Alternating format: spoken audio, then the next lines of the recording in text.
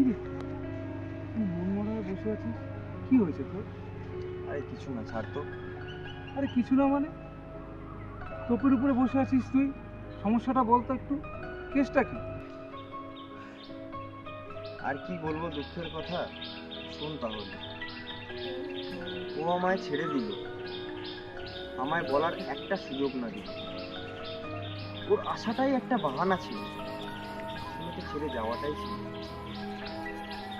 ও এখন চলে গেছে, আমায় স্বস্তির ঘুম পাড়িয়ে দাও। ও এখন চলে গেছে, আমায় স্বস্তির ঘুম পাড়িয়ে দাও।